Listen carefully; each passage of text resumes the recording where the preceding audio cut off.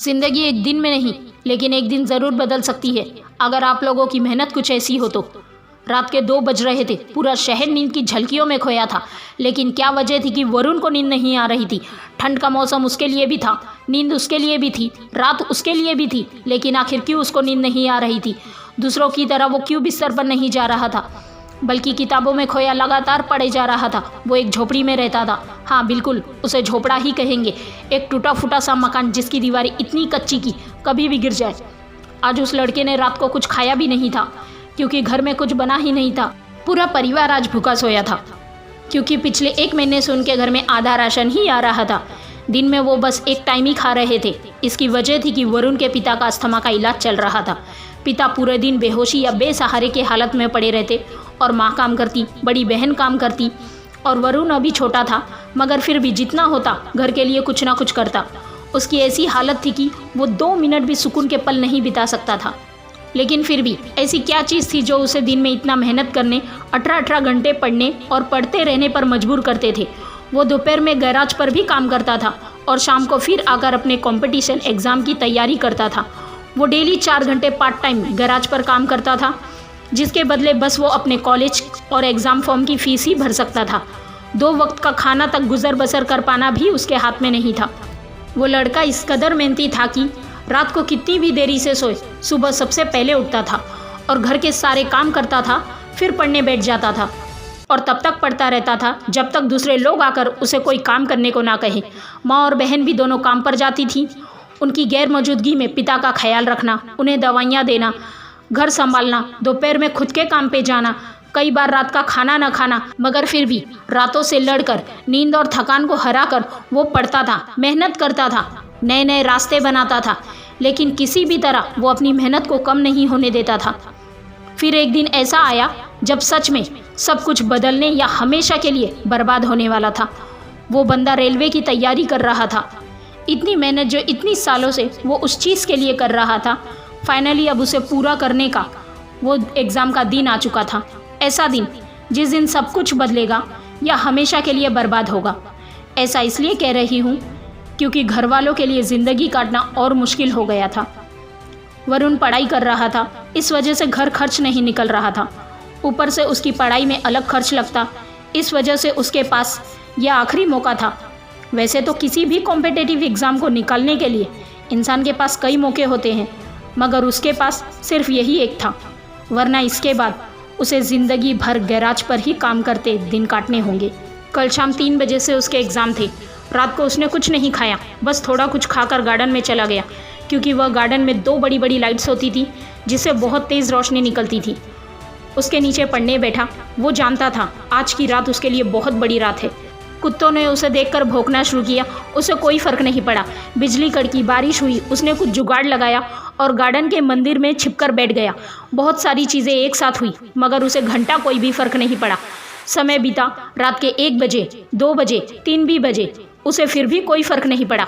लेकिन आखिर में उसे एक बात समझ आ गई कि अगर आज नींद पूरी नहीं हुई तो कल परीक्षा में बहुत तकलीफ़ हो सकती है। यही सोचकर वो वहीं मंदिर में सो जाता है। सुबह 7 बजे उसकी आँख खुलती है। वो घर जाता है जहाँ उसकी माँ और बहन दोनों फूट फूट कर रो रहे होते हैं। पहले तो उसे लगा कि कहीं मेरे पिता को कुछ हो तो नहीं गया, लेकिन बाद में पता चला कि बात वो नहीं थी। दरअसल बात ये थी कि घर में 3000 रुपये जमा करके रखे थे, जो घर खर्च और दवाइयों के लिए थे। कल रात को 2 मुसाफिर जो यहीं से गुजर रहे थे, उन्होंने वो चुरा लिया और भाग निकले।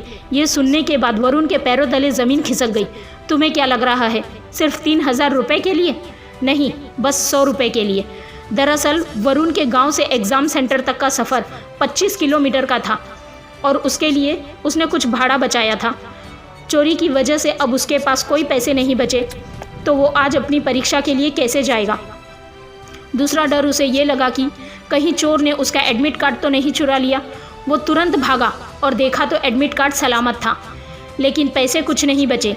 उसके घर वाले 3000 रुपये को लेकर परेशान थे, लेकिन वो सिर्फ 100 रुपये के लिए टेंशन में था कि आखिर वो पहुंचेगा कैसे अपनी परीक्षा में। उसके घर वाले उसे ही दोष दे रहे थे।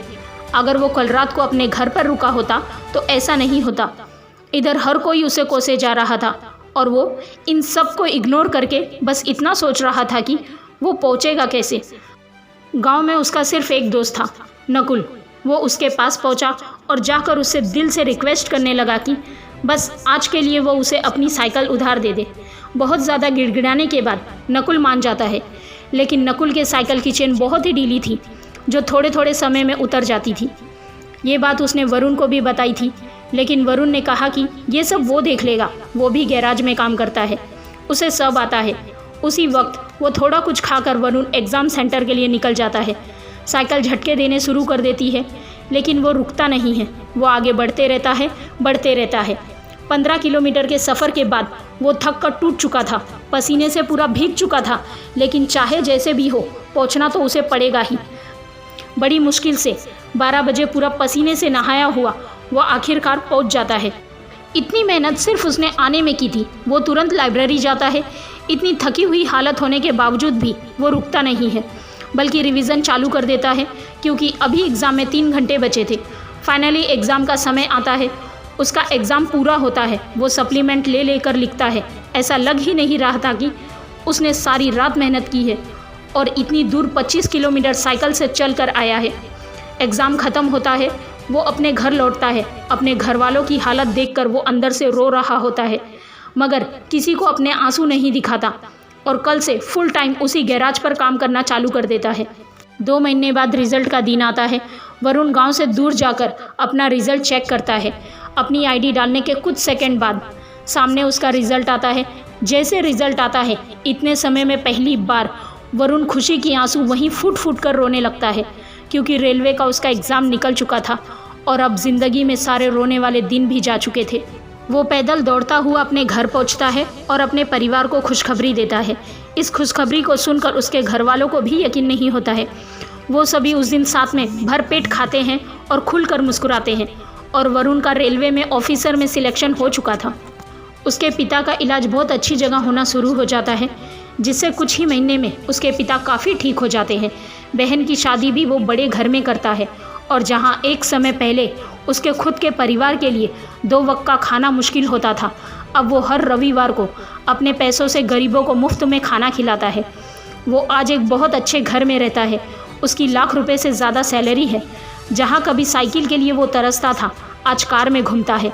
जहाँ कभी 3000 रुपये के लिए और 100 रुपये के लिए रोया था, वो आज 3000 की तो सिर्फ साड़ी उसकी माँ पहनती है।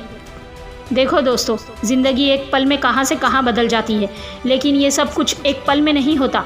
कामयाबी या सूरत की सबसे बड़ी बात होती है कि कामयाब होने के लिए आपका अमीर गरीब, खूबसूरत बदसूरत, होशियार या बुड़बक होना ज़रूरी नहीं होता, बल्कि थोड़ा सा स्मार्ट और मेहनत करना मायने रखता है।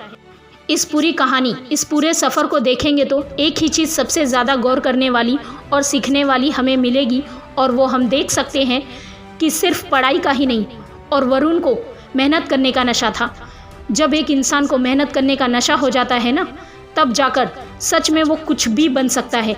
अगर मेहनत करने का नशा नहीं होता ना, उसमें तो आज वो गैराज पर ही काम कर रहा होता। पिता की हालत और भी ज़्यादा ख़राब हो चुकी होती। बहन की ज़िंदगी ख़राब हो जाती, क्योंकि अच्छे घर में शादी नहीं हो पाती। माँ ज़िंदगी भर घुटती रह जाती। लेकिन बहुत जल्द उसे ये बात समझ में आ गई थी कि आज मेहनत का नशा करना होगा, वरना कल ज़िंदगी भर के लिए रोने की आदत डालनी होगी। वो कितना मेहनती था, ये तो हमने देख ही लिया है। दिन में गैराज और रात में लालटेन पर टिका रहता था। यहाँ 2 किलोमीटर भी पैदल चले जाएं तो न जाने कितना दर्द दिखाते हैं, और वो 16 किलोमीटर साइकिल चलाता है, और फिर भी एग्ज़ाम में 1 सेकंड के लिए भी आराम नहीं करता है। दोस्तों, आखिर में बस एक छोटी सी लेकिन बहुत पावरफुल बात कहना चाहूँगी कि किस्मत भी उसी का साथ देती है जो इंसान मेहनत करता है, चाहे वो कोई भी हो। हर कोई आज जो कामयाबी की अय्याशी करते तुम्हें दिख रहा है ना, कभी उसने भी मेहनत का नशा किया होगा। दोस्तों, हमें आपको ये एहसास कराना था कि एक इंसान मेहनत के किस हद तक जा सकता है, और जब एक बार तुम मेहनत का नशा करना सीख जाते हो ना, तो हर मुकद्दर का सिकंदर तुम्हारी मुट्ठी में होता है।